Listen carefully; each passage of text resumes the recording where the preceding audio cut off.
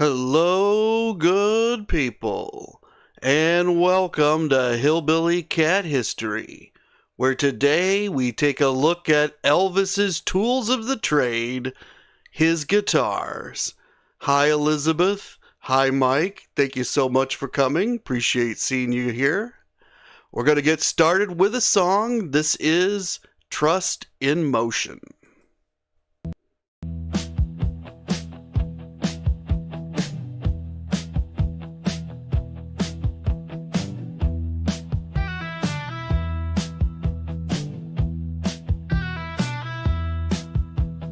Radio static, Memphis bound, WABQ homes a sacred sound. Green, green grass, again and again. The DJ's risk for a loyal friend. Elvis smiles, no words exchanged, just a test of love on a range. Keys in the dark, showroom and blow, a Cadillac waits in a silent show. Merry Christmas, GK said, a yellow chariot, tears on shade. What's fame and fortune worth, my friend, if it's not something we can lend?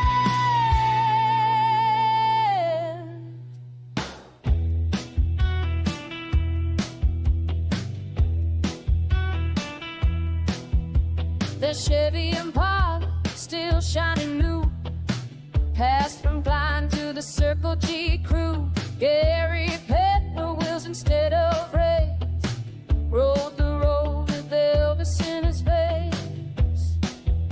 Sterling drove it, errands and guard, a father's devotion, quiet and hard. He couldn't walk, but he moved the crowd. Fancy and twisted, but faintness allowed. No colors filtered, no machine spin, just kept his truth from deep within. A house still burning, a pen like flame, a heart that never saw it rain. Keys in the dark, guess I rolled from Cadillac dreams to a humble home. Elvis gave money, chrome and steel. He gave his friends a way to feel. What's fame and fortune, what can you see, if it's not shedding loyalty?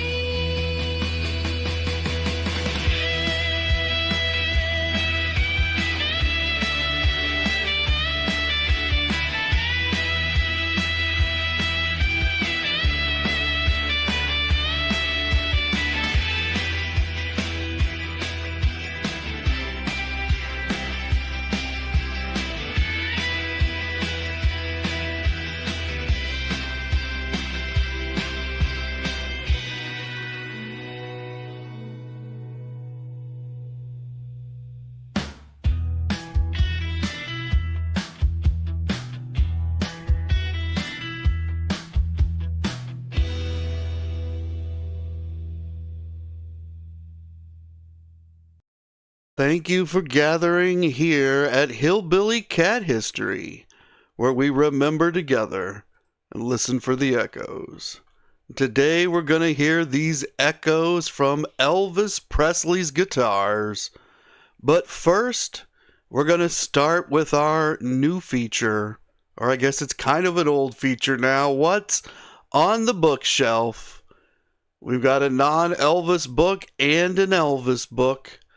We're going to start with the non-Elvis book. Today's non-Elvis book is Jane Slayer, the literary classic with a blood-sucking twist. And so this is a mashup of Jane Eyre with a gothic vampire like Dracula. Jane Slayer. This was real popular at one point. This was about the same time that they wrote Abraham Lincoln Vampire Hunter, which was later made into a movie. You may have seen it. A lot of writing on the back. There's the person who wrote it. Sherry Browning Irwin. And this is they've taken Charlotte Bronte and her Jane Eyre, and they've mixed in this gothic horror. And I've always been attracted to that idea, but I've just never managed to read the book, although I did read Abraham Lincoln Vampire Hunter. It was fairly entertaining. It was better than the movie, but that's normally true about the books. But Abraham Lincoln wasn't built around a specific book either. And so there's several of these that are built around the books themselves, and I've never been able to devote the time to read them, I guess. And they're kind of like the League of Extraordinary Gentlemen, which was a comic book mashup of all the literary heroes together from that time period. And then they made a movie out of it. You may have seen it too. And today's Elvis book is Elvis Presley's Graceland Gates. It's got this picture of Elvis on the front by his cousin Harold Lloyd, who was Retha's son. Retha was Gladys's sister. There is no printing on the spine of this book. There is no printing on the back of this book. I purchased this book a few years ago. I feel positive I got it from Amazon for about $15, and it came sealed, like it was shrink wrapped. And then I opened it. I had it for several years before I opened it and then read it. I just looked it up, and I can't find it on Amazon less than like $35 or $40. But they do have it on eBay, and it with shipping and everything, it comes to around $20. This one was printed in 1998 by Jimmy Velvet, or actually produced by Out West Entertainment. It says here, originally produced by Jimmy Velvet and Harold Lloyd in 1987. And so that would be the book that you could get today for around $20. But Harold, he actually published a book before this. He published one in 1978. Now, Harold was a gate guard, and I've told some of Harold's stories in other episodes. Not going to really get into any today. We're really just looking at the history of this book a little bit. But he was in there with the rest of the family selling stuff, his stories, in 1978. Now, there's a lot of sweet stories in here, but there's also some strange stories. But they all do appear to be real. I don't believe Harold's lying about any of these things. His knowledge of what was actually happening at Graceland away from the front gate, though, that's fairly limited. But here's the book that Harold wrote in 1978. And it says by Harold Lloyd and George Baugh. Now, this book that I've got in my hands says it's by Harold Lloyd, Elvis's cousin and gatekeeper, photos by Jimmy Velvet, and fans everywhere. It doesn't have any mention of this George Baugh guy.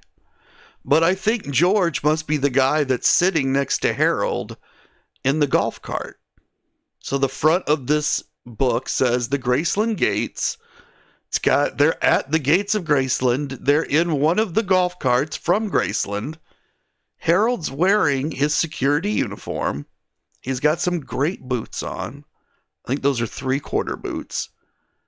There's a guy dressed all in black next to him wearing dark sunglasses.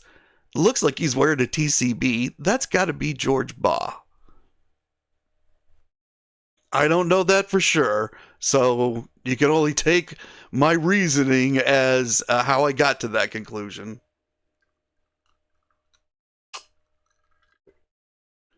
And Tammy's saying she didn't know about that book. Which book, Tammy? This one, The Graceland Gates, or this one, Elvis Presley's Graceland Gates? Because we're not quite done yet. Don't make a judgment or purchase anything until we get to the end of the segment. Hi, Deborah. Thank you so much for coming. Appreciate seeing you here. Here's the inside of the Graceland Gates. You can see it says first printing November 1978. So that was just over a year after Elvis passed away. It's about the same time as the recent article that we were looking at that had Priscilla and Mike Edwards in it. This is roughly the same time as when this comes out. And you can see it's from someplace called Modern Age Enterprises. They got a P.O. box there in Memphis.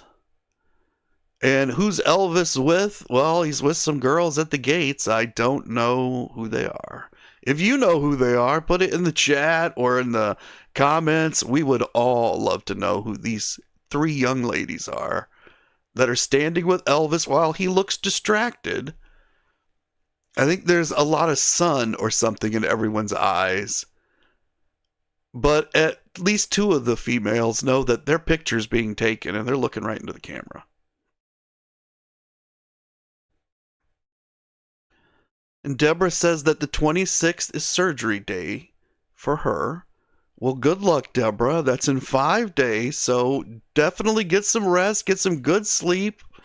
I don't know what they've got, kind of diet they got you on for whatever is happening, but make sure you follow it. And let us know how everything comes out. And Tammy's saying the second one. Well, the second one's more expensive if you go look for it. It's about twice as much, although some places have it at over $100. But wait till we get to the end before you click that button to make that final purchase.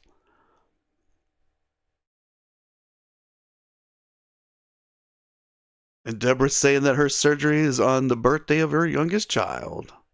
Well, that's a good omen, though. Hi, Debbie. Thank you so much for coming. Appreciate seeing you here. And Mike's asking, what book is this that we're looking at?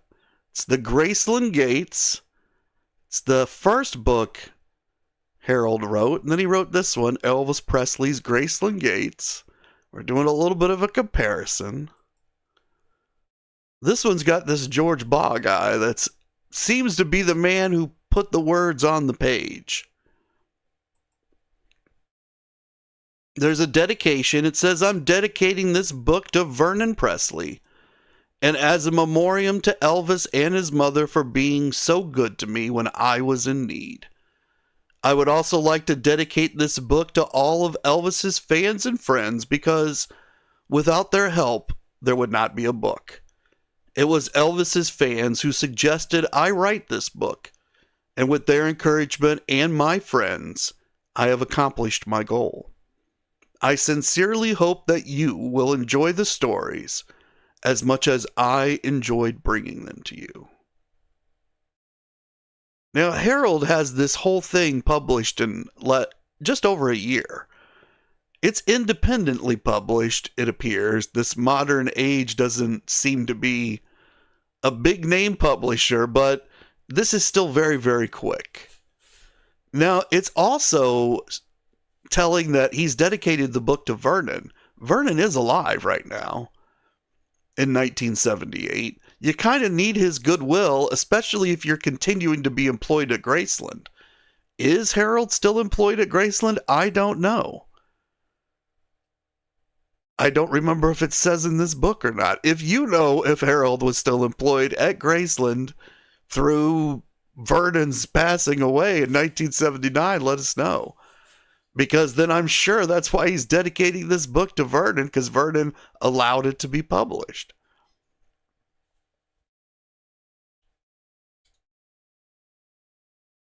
And Mike says that he has a Presley Speaks, which is Vester. Yep, that's true. I've got that one too. But this is the other side of the family. This is the Smiths. Now, here's chapter 3 in this book. It says, The Way I Saw Elvis. So, just for comparison's sake, you notice that it's on page 47. It's got some pictures on page 46. These are the same pages in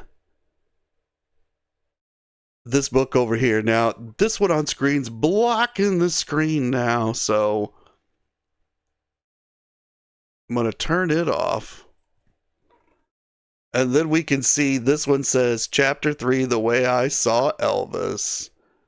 It's page 47. All the pictures are the same.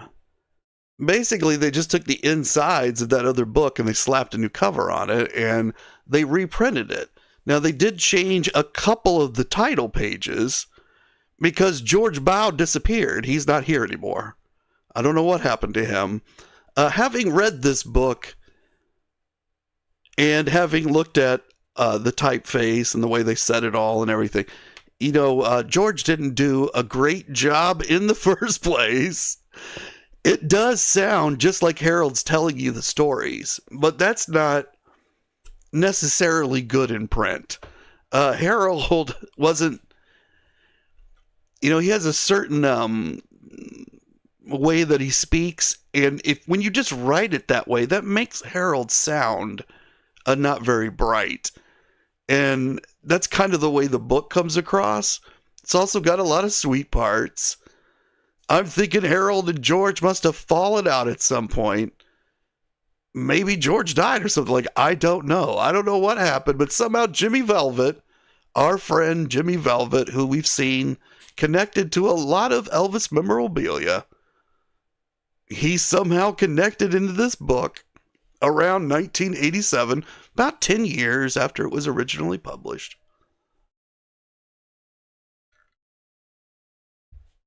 So, Tammy, if you've seen the other book or if you've read the other one, you've already read the first one.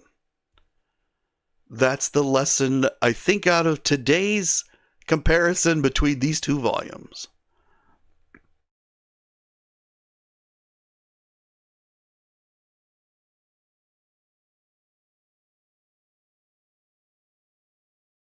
I'm just catching up on the chat. And everybody's wishing Deborah good luck in her upcoming surgery.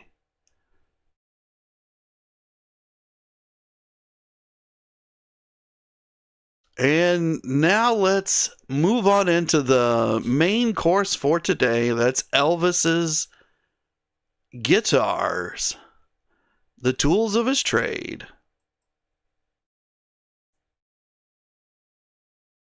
Oh, wait a second. Before we get there, I almost forgot to show you the last page on this one.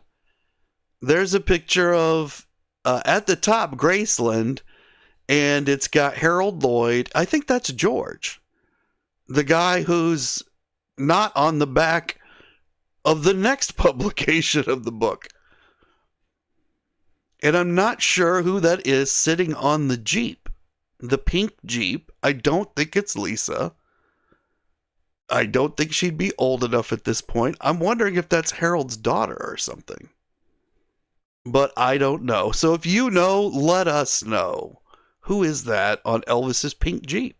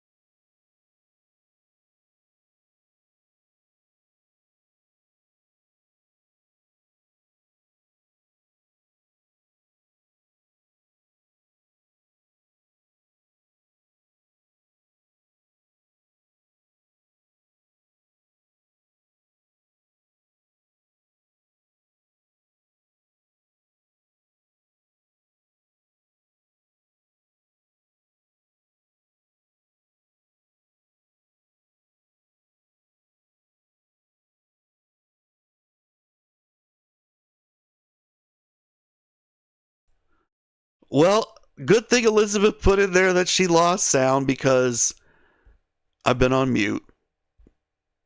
So I'm going to start this whole story again. Don't know how long I was on mute there. Sorry about that, guys. I do that like all the time. So this is the first guitar that Elvis ever got. It was his 11th birthday.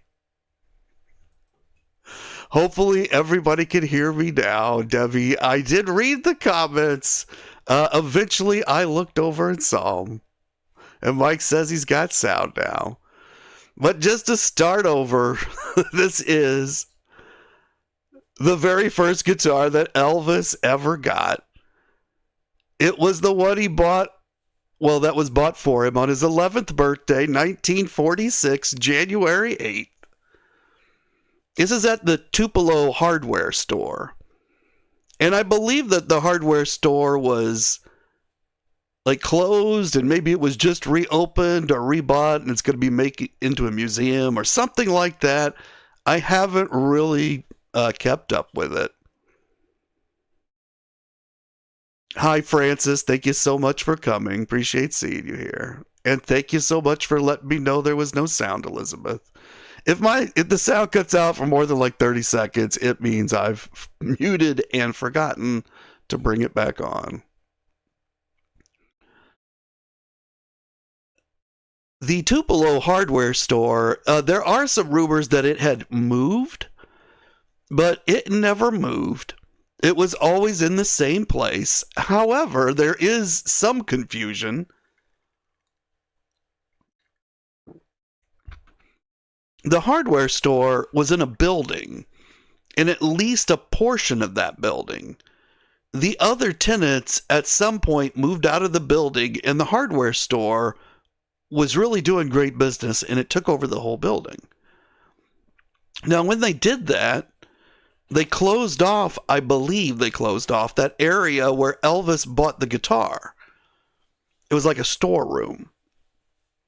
But for the last many, many, many years, that portion was open and it was done just like it had always been, like it had been when Elvis bought the guitar. There was an X on the floor. I stood on the X. There was a store employee. Every store employee knew the story, and one of them would tell you what had happened. Joe Perry from Aerosmith once stopped there to purchase a guitar just so he could purchase it from the same place as Elvis.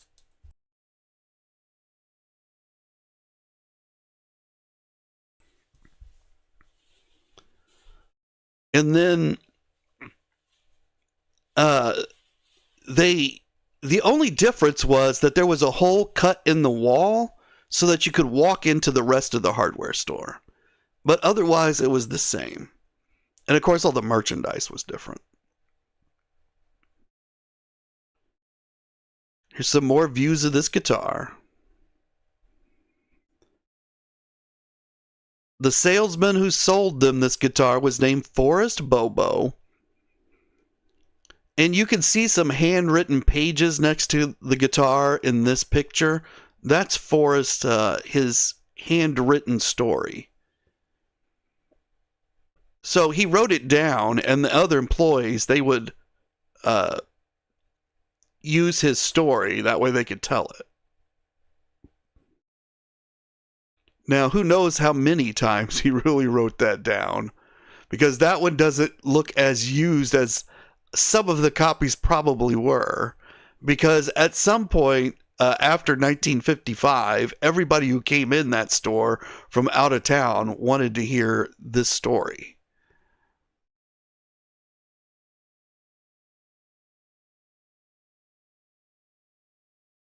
Just get some different looks at it here.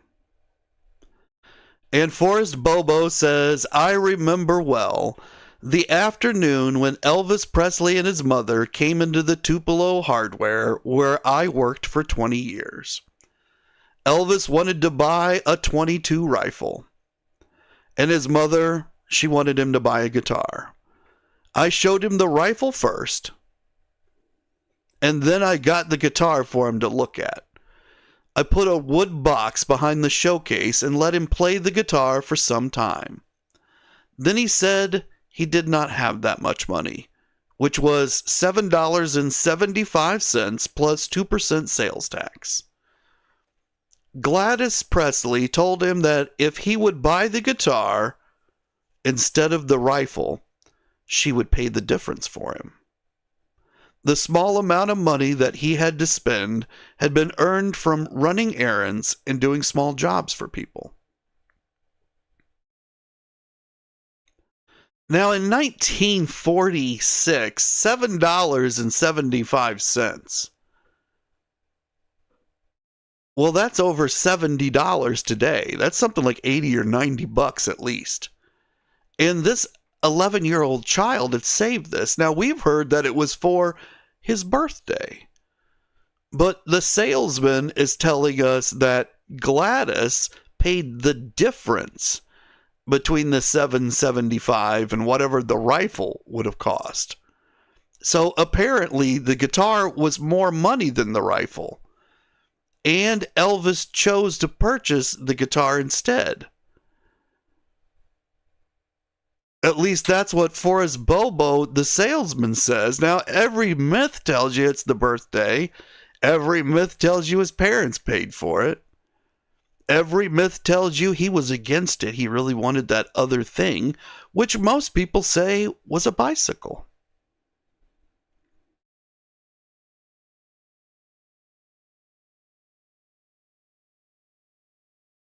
So I guess you got to make your own decision about why did he get this guitar? Who chose it? It's really different if they didn't force the guitar on him, right? He chose this all by himself. Francis says that Elvis loved his guitars, but he really loved his Gibson J200 that he used from the late 50s through the 70s.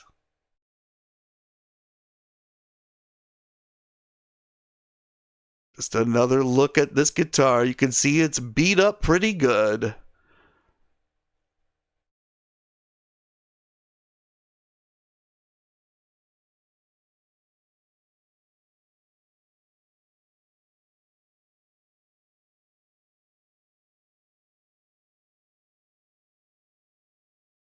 Just one more thing about this guitar. This guitar, he probably took this to the radio station that was in Tupelo, where Mississippi Slim broadcast from, because this is about the time period when he was meeting Mississippi Slim, and Slim let him play and sing on his radio broadcast a couple of times, more than a couple of times. Slim was a friend or the brother of one of Elvis's best friends. And Mike says it's very interesting how things fall into place for the future. And Frances says she wonders if that guitar is at Graceland. I don't believe that it is. This is on display somewhere, but let me see here.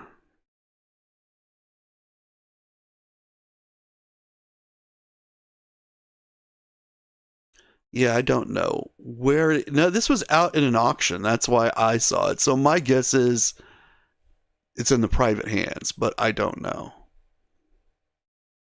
I'm also not sure if this is the one that ended up with Red West or not. I know there was a guitar that ended up with Red West, and I don't have it specifically for today's broadcast. But I know it's out there somewhere. Obviously, there's a lot of guitars. We can't cover every one, but we're going to cover a bunch. All right, this one, you can see it says Elvis on it.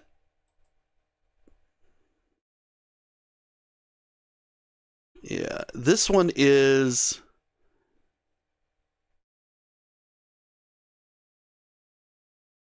a 1942 Martin D18. This is the Sun Sessions guitar is what they call it. They say it's the most important guitar in Elvis's career. I believe he must have bought this guitar sometime shortly after he started to get famous in the local area and he started to do the touring. He needed a work vehicle for that. This is a work tool. And this is the one that he took out on the road with him most of the time. This is the one that most people from that period associate with Elvis. And Monica says, has Elvis himself told the story about his first guitar? Guess not, but what do we believe, a cycle or a rifle? For us, it's good he got a guitar. You know, now that you say that, I think he did tell it a couple times. Somebody needs to dig that all out and put it together in a video. Maybe I'll have to do that at some point.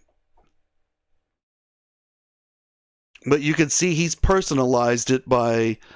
That's some kind of sticker thing that you put on there that's a little bit three-dimensional. And it's got each letter. And so it's like something you put on your mailbox to put your name on there. And he's spelt out Elvis on his guitar to personalize it.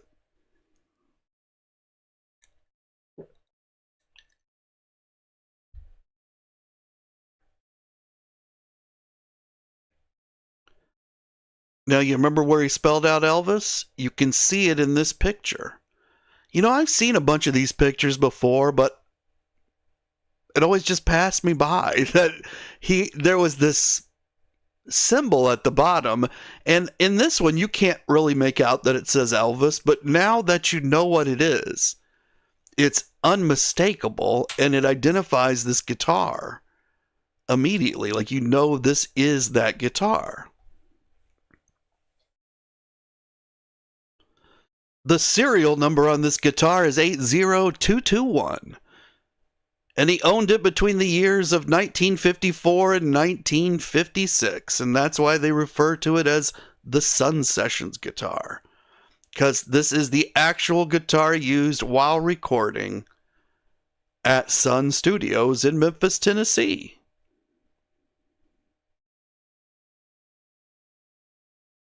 This guitar was auctioned, but before that, it was on display at the Rock and Roll Hall of Fame in Cleveland, Ohio.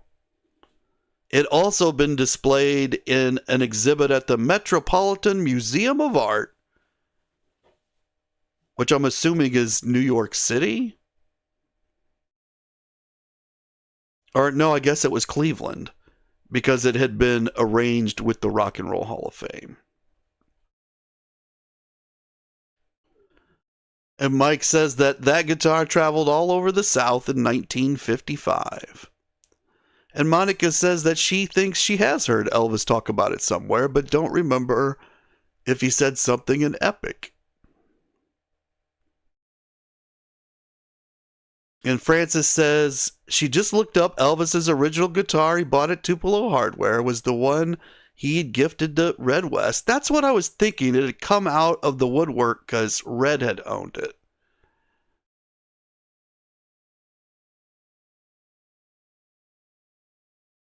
Oh, let's go back to this. I didn't point out that in the background is Bill Black. I should definitely point that out. And he's playing that upright bass. And so you don't get to see a lot of pictures of Bill Black. There's so many more pictures of Elvis because Bill just didn't make it that long. In this picture, I think that Elvis's hair, it looks the way that like a 7 or 8 year old boy would do his hair. Like, this isn't his normal cool haircut, but it does look very endearing, I think. So I don't know. What do you guys think? Do you like his hair? Also notice that on his wrist, he's got some kind of bracelet. See how shiny it is? That's not his watch. That's some kind of shiny metal bracelet. I'm assuming it's silver. It might be gold, but I'm thinking it's silver. Now in this picture, he's got the guitar. He's wearing a very cool shirt thing. It looks like he's just got his shirt out of his pants, but The shirt's cut square at the bottom, which is unusual for a shirt like that because it's all white. And then his cuffs are unbuttoned. Now, I know he liked to wear cufflinks, but I don't know if that's the kind of shirt that you wear cufflinks on, or if he just doesn't have the cuffs buttoned. It really looks more like something you'd wear in the 60s, like something you'd see the Beatles wearing.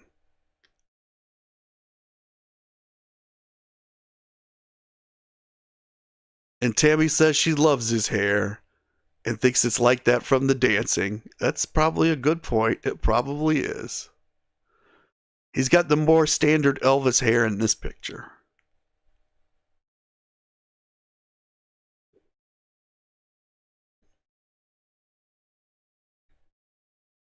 There's a close-up of what's left of the Elvis. It's lost the S.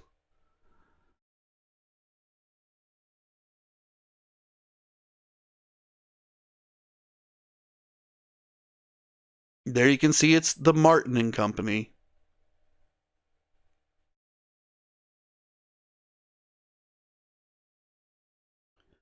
Mike's got to run. Have a good day, Mike. Thank you so much for joining us for a while. Make sure you watch the rest of the replay to see the rest of the guitars. And Frances says that Elvis looks cute with his hair, but she loves his hair in later years best.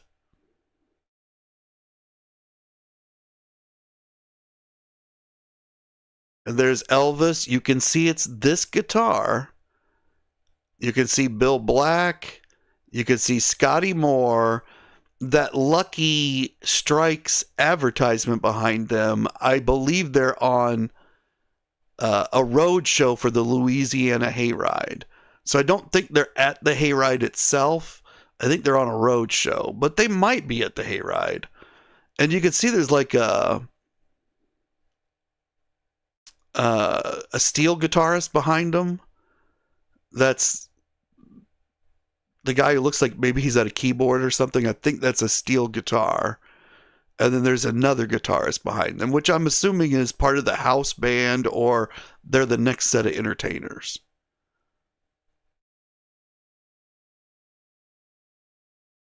And in this picture, you can see that Elvis has the same guitar because you can see that line that says Elvis.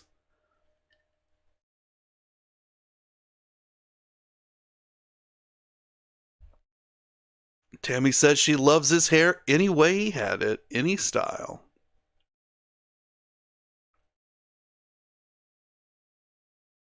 And this is a guitar that Elvis didn't own, but he did sell. This is an Elvis Presley guitar. You can see that it's missing the U. It's just a G-I-T-A-R, rock and roll official Elvis Presley guitar. This is from 1956. This is when Elvis began raking in money at merchandise. He only got a very, very, very small piece of the merchandise, really. And yet his piece was enormous. But the dollars they truly pulled in off of this kind of stuff, it's millions and millions and millions of dollars. I think it was like something like 30 or 40 million in 56 and in 57. Just far more than he made in any of his other revenue streams. Now, again, he only got a small portion of that. But he was generating a massive amount of money. Merchandise, films, records, everything his name and picture made it onto. And Elizabeth says that Elvis was definitely way ahead of his time for music in the way he did his performances.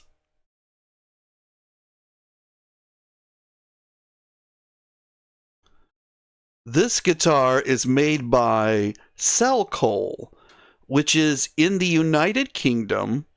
So this is not a guitar which would have been available in the United States for the most part. So people who collected Elvis merchandise that were in the United States, they probably never really saw this thing. And so it's kind of a British exclusive.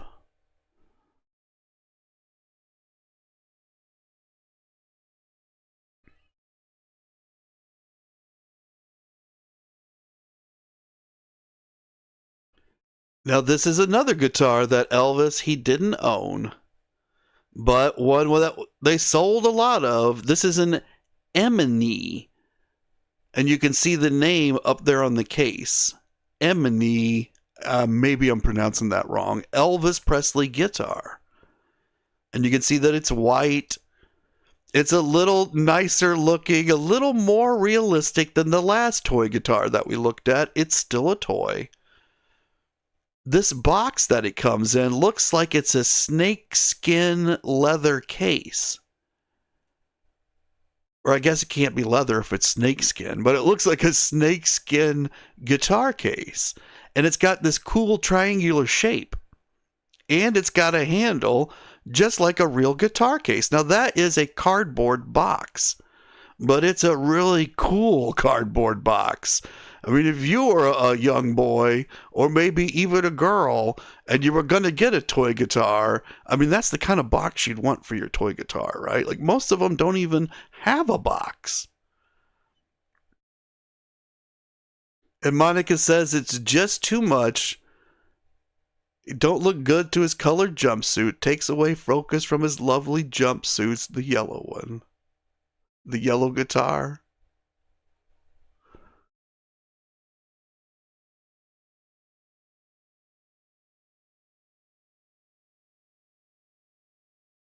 But this one's got this cool box. That's what I like about it.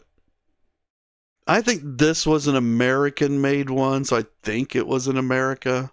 Not really sure. I'm not a toy expert. Here's another look at one of those boxes. Can you imagine a kid getting this who loves Elvis on Christmas, opening it up, and you got this snakeskin guitar box case with the guitar inside? And there's what it looked like when you opened it up. And it really looks like it's wood on the sides.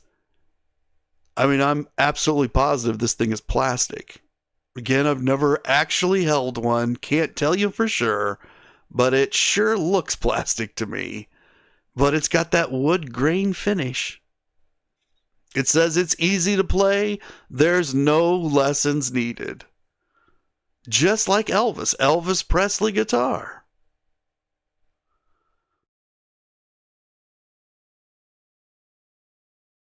And here's another 1956 Elvis guitar, another one he didn't own, but which made him some money. This is another one by that same company from England. Seconal or whatever that was. Same company. This is a slightly fancier one. I'm assuming that means it's more expensive. I really like where the strings are attached down at the bottom. Now, there's only 4 strings, which makes it a very strange guitar. You'd have to play bass with this guitar, I guess. It's not really a lead or a rhythm guitar. But where the strings connect down on the body, it's got that metal piece. That's the way they used to do it.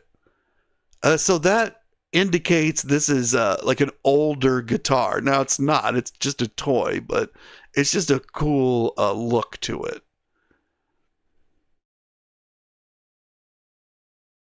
And Francis says that Elvis loved throwing his guitar to Charlie Hodge in the concerts. That's true.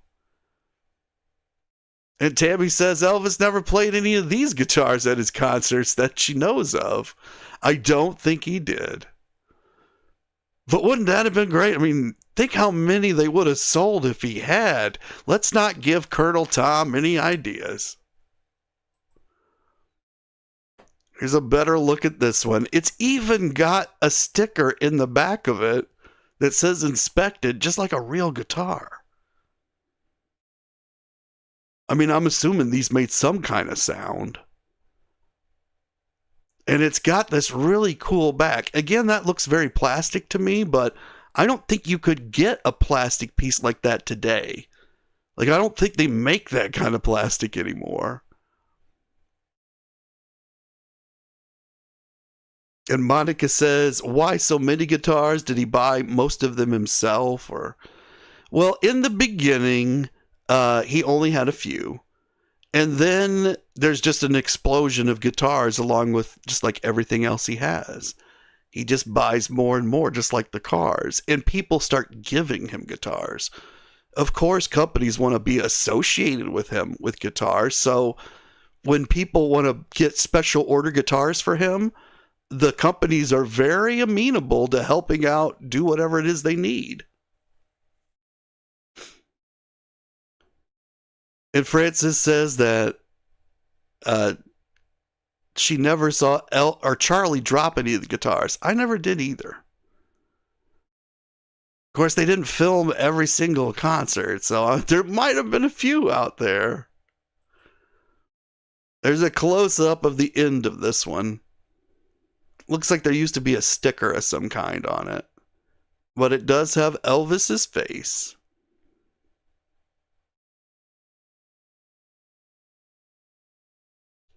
Now, here is a guitar he owned. This is a Gibson LG1 acoustic guitar. This one's got a serial number of 143523. It was manufactured in 1958. It's got a sunburst finish on a spruce top. It's a bound mahogany back and sides, mahogany neck with rosewood fretboard, mother of pearl dot inlays.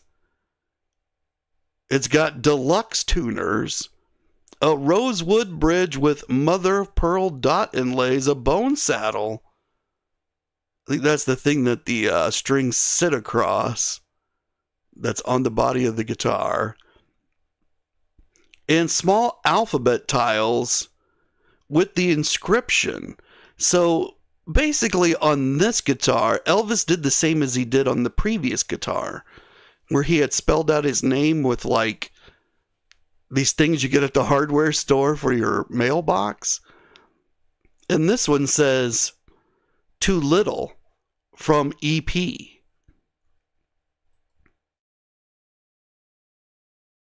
Yeah, this is the only picture I have of this one.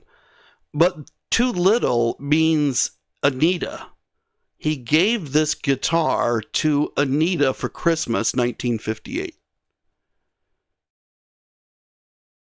Now, they say Christmas 1958. Elvis wasn't there for Christmas 1958. So it's either Christmas 1957 or this was given to her by proxy in 1958. But I don't think that's true, because who would have stuck these letters on? Now, it's possible somebody else did, that he instructed someone to do that. And it looks like when he did it himself, when he wrote Elvis, because that's got to be him who did that on the previous guitar, he stuck all the letters together. Here, there's spaces. So I don't know if their Christmas date is correct. But this is a guitar that Elvis gifted for Christmas to Anita. Of course, I don't even know that Christmas is correct. It's just that it made it to Anita.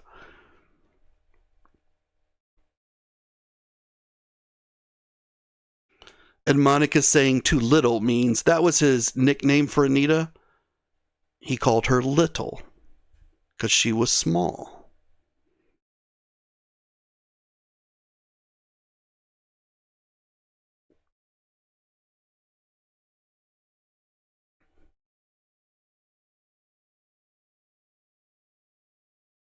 And Tammy's saying she thinks it's because Anita Wood was small. Exactly.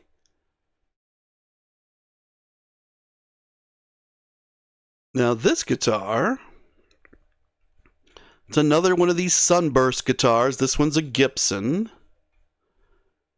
This one is a vintage LG2. Its factory number is 69593. And it's got a rectangular bridge, 19 fret fingerboard with dot inlay, the modern Gibson logo on the headstock, and it's been colored over with a black marker on the headstock. And there's a tapered thickness to the headstock.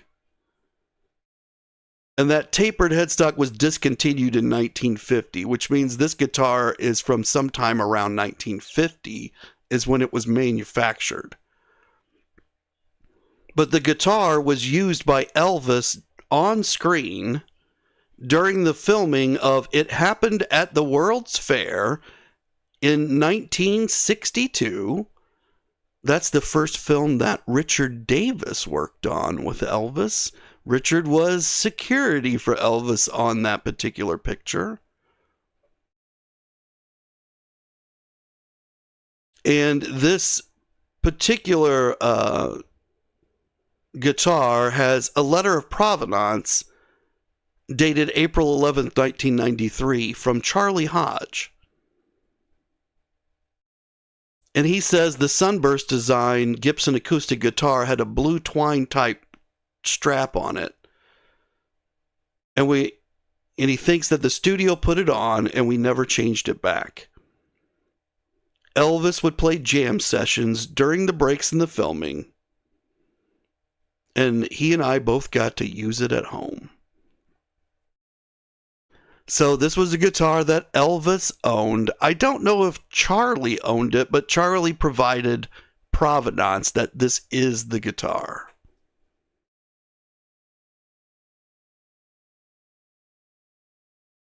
And Francis says that Elvis was in Germany and directed his accountant to deliver the guitar to Anita for Christmas. Well, that's interesting. So it's got to be the accountant who put the letters on it, right? Or maybe somebody at the guitar shop. I feel like somebody at a guitar shop wouldn't do that, though. Like they would recoil from that and say, no, we've got to get better letters to do this.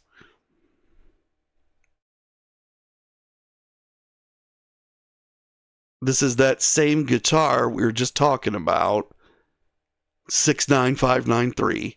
And you can see it's in a case.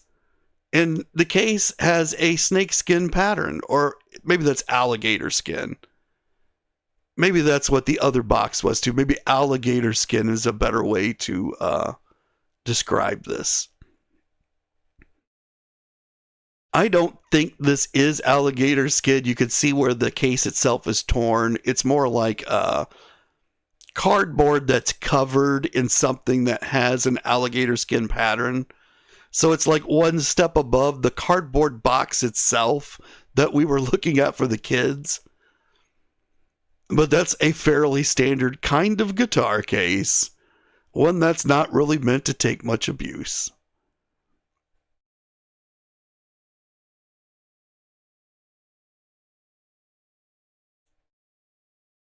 And this is that same guitar, front and back.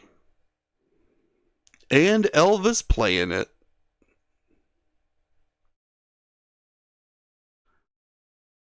This is that tapered neck thing they were talking about that helps them identify when it was made. And then we get to clam bake. But that's where we're going to have to leave it for today because we've reached the end of the hour. And I want to thank each and every one of you for being here with me today and all of those that watch on the replay. I greatly appreciate your chat and your comments. Please be sure to like and subscribe. Make sure that you tell everyone you know all about Hillbilly Cat History so they can come here and learn about Elvis too. I'm going to send you out of here on a song. This song is going to be House on Wheels. You all keep on taking care of business.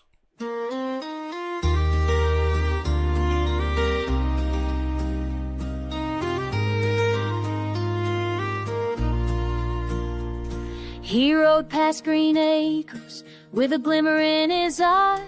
Said, wouldn't it be something if my folks could live nearby? 12 trailers later, they were rolling down the lane. Concrete dreams and copper goals, love poured out like rain. He bought one for Grandma, parked it close to his own. Said, you've got two homes now, no need to be alone. One for his daddy, one for his boys. He built a little kingdom, not just for show but joy. They called it trailer trash, he called it home. A place for the weary, the lost and alone. He fought through the permits, the neighbors, the noise, just to give peace to his mama and joy to his boys. It wasn't steel and wheels, it was love made bold. A house on wheels with a heart of gold.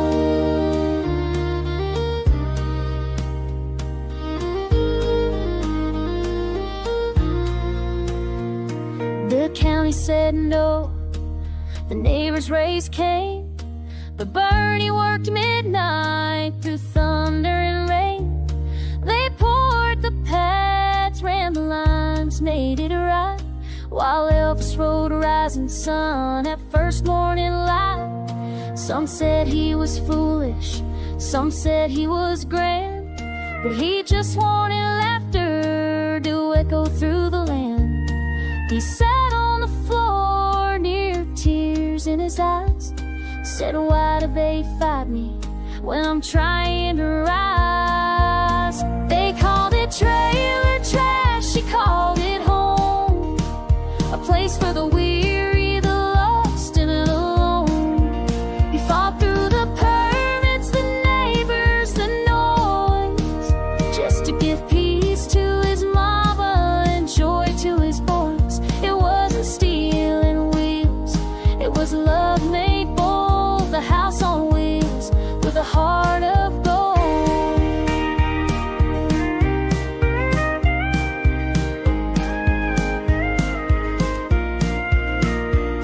He dreamed of a commune, a circle of grace, where every soul had a warm, safe place. They tried to block it, but he made it real with a stubborn heart and a boot on the heel. They called it trailer trash, he called it home. A place for the weary, the lost and alone. He fought through the permits, the neighbors, the noise, just to give peace to his mama and joy to his boys. It wasn't steel and wheels, it was love made bold. A house on wheels with a heart of